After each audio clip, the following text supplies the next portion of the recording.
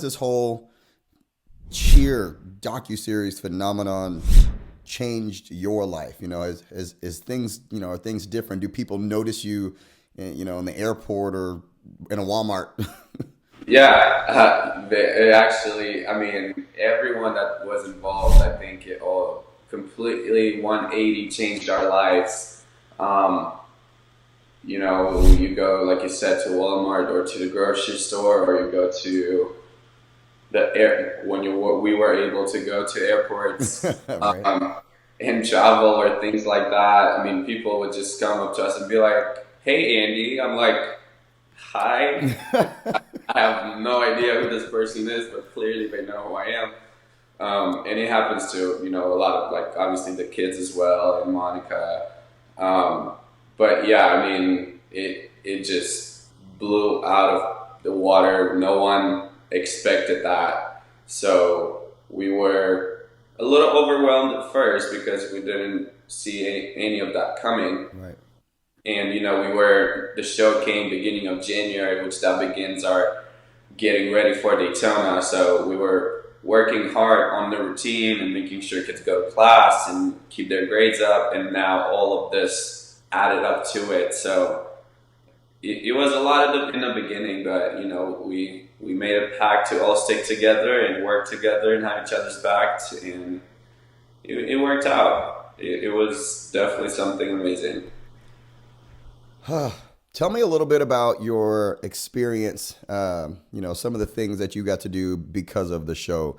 I saw Jerry on the red carpet for Ellen, and like that just has to be a dream come true. You know what I mean? Ellen has to be Absolutely. something. So basically, it all started. We literally, I think the show came out January 8th. By January 10th, every single day we had about a minimum of 4 to 5 interviews. Um, News stations from Dallas, Austin, or just surroundings would drive down to Corsicana to do live interviews with us. If it wasn't live, it was on the phone. So literally every day we had like a whole schedule of interviews, and we would get messages and DMs on social media asking for interviews and things like that. And then companies would just reach out to us, and they would just send us like free stuff. Like, here you go, guys. Like, we thought you would like some makeup. They would just makeup, or a bunch of different things that were like, what is going on? Like, what is life right now? Um, and then, they were in the talks of going to Today's Show, and then Ellen wasn't up here at the same time. And then Ellen watched the show, and, she told them that she wanted us on the show. So next thing we know, Netflix is calling us, telling us that we're flying to LA. We have to perform. So now we're like, okay, how much room do we have? Because they're like, we want kind of like a mini Daytona routine. So we're like, okay. They're like, but you only have 4 panels. Okay. Okay. And you only have 15 feet high ceilings. We're like, great, awesome.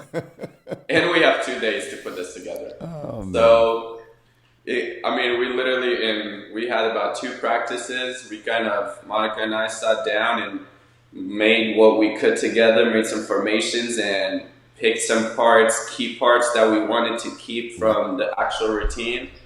We had 2 practices and then headed to the airport. We landed in LA, and TMZ was waiting on us at the airport. I mean, it's just like things that you see on TV. It was like that.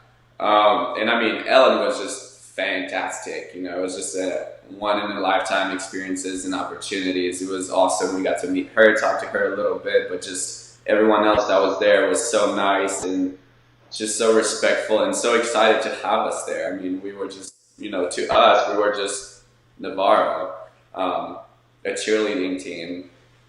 But to them, they're like, oh my gosh, they're here. Everybody was so excited to see us and watch us. So that was really fun. I think it was great.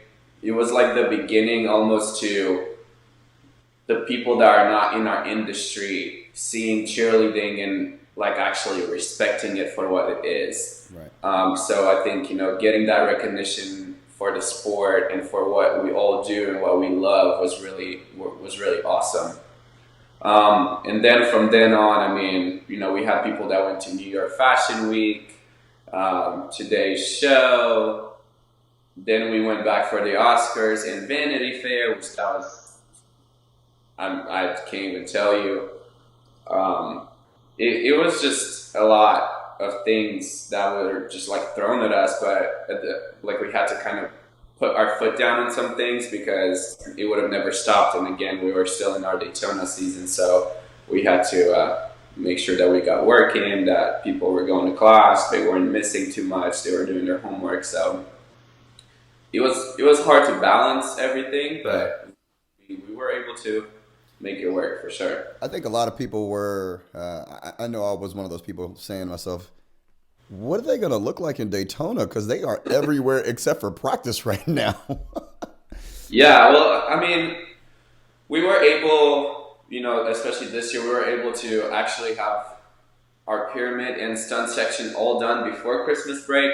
Mm-hmm. So that helped a lot because we were more prepared Right. than past years. So even though, let's say we missed a week of full-on practices, we were still ahead of the game. So, Right. I mean, it was definitely one of the best routines and one of the best teams I've ever seen, for sure.